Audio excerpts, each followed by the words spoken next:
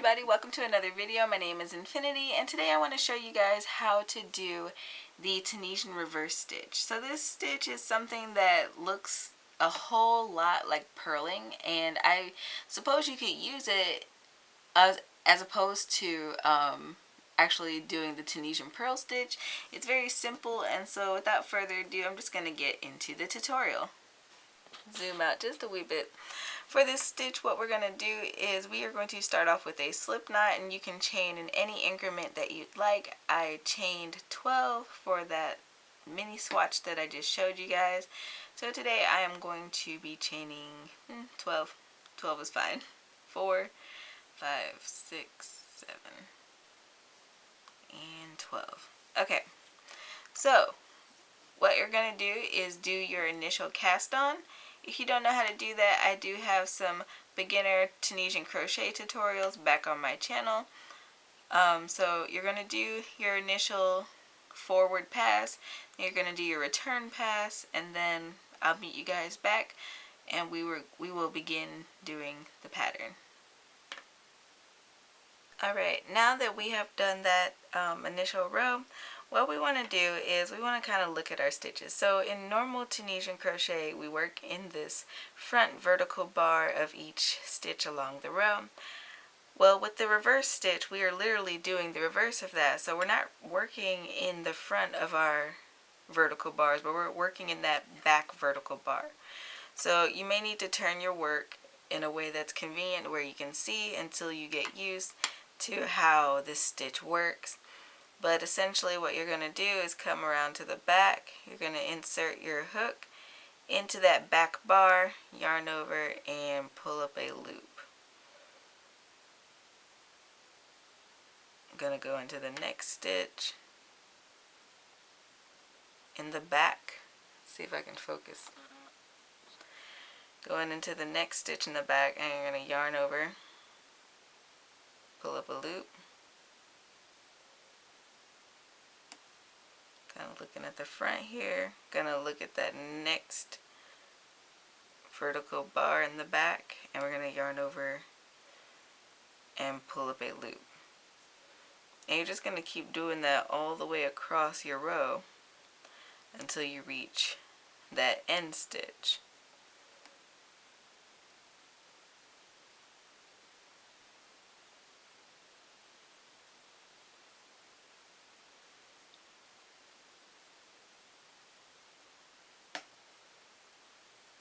And it helps to alternate where you're looking between the back and the front. Like sometimes you'll see me looking back here, and then sometimes you'll see me coming back up here, just to make sure that I'm actually working in a stitch and not doing weird stuff with my stitches.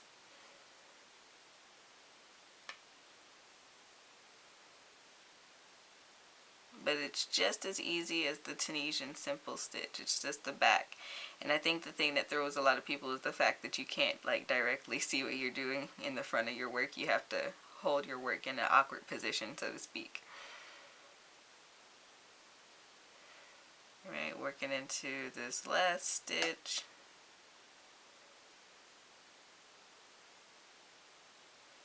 Yarn over, pull up a loop.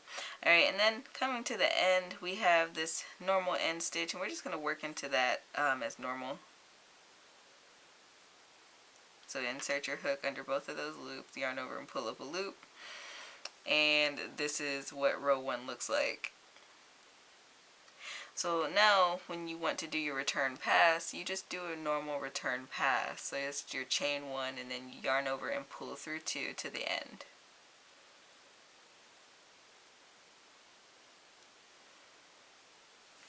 Alright, and now for row 2 of our pattern, we simply do the same thing that we did in the previous row.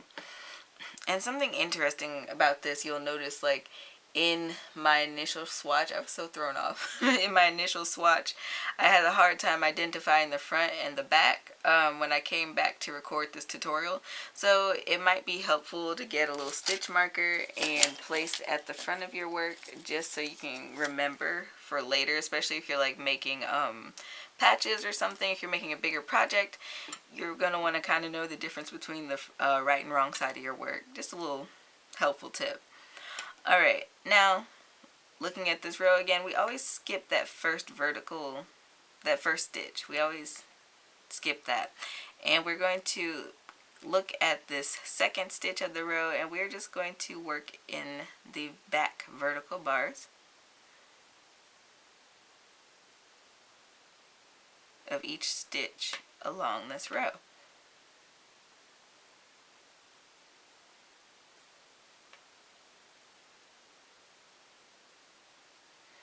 And as you work up more rows, it gets easier to see kind of what you're doing while holding your work normally.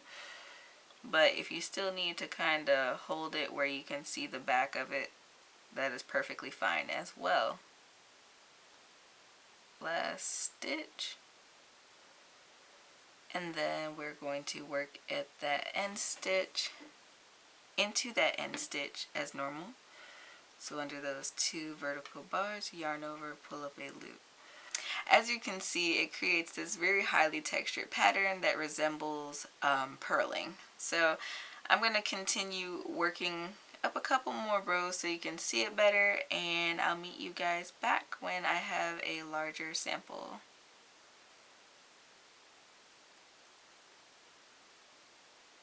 Alright, so I've worked up a few more rows now. I want to show you guys how I like to cast this stitch off. So for this stitch, or stitches that work kind of weird, like this one, I like to kind of follow the pattern. So I'm going to work into this next stitch, or insert my hook into this next stitch, as though I were going to work another Tunisian reverse stitch. And I'm just going to yarn over, pull up a loop, and I'm going to pull that same loop through that first loop, so essentially slip stitching. And I'm going to do that again. So I'm looking at this next stitch right here. I'm going to insert my hook in that back loop, yarn over, pull up that loop, and then pull it through the loop that's already on my hook. And it creates this nice even edge at the top without disrupting the pattern, which I find very pleasant.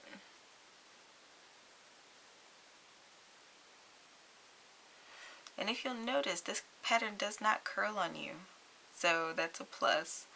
Like I said, it looks like an alternative to the knit stitch, so I mean, you could try that out, substituting this stitch for Tunisian purling stitch. I would be interested in seeing how that turns out, or imagine it would work fairly well.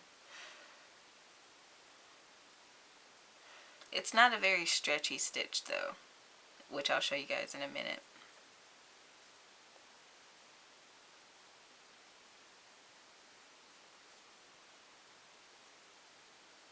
What am I doing?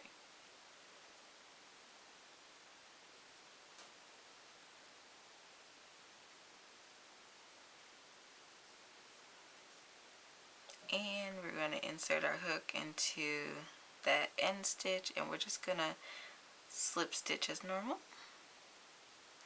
And then we can fasten off if we should so choose.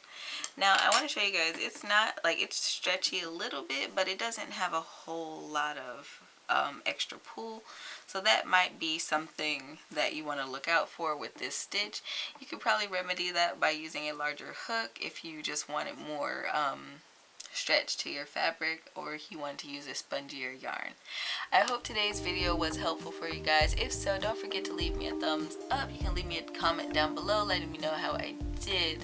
Don't forget to subscribe and hit that notification bell so you never miss out on awesome weekly content like this. For the most part, I try to post Tunisian crochet videos every Tuesday at 9:30 a.m. CST. Also, don't forget to check out my other social media. I am expanding my Instagram and my Facebook page, so feel free to check that out. Those are all actually listed in my description box below. And until next time guys, happy making.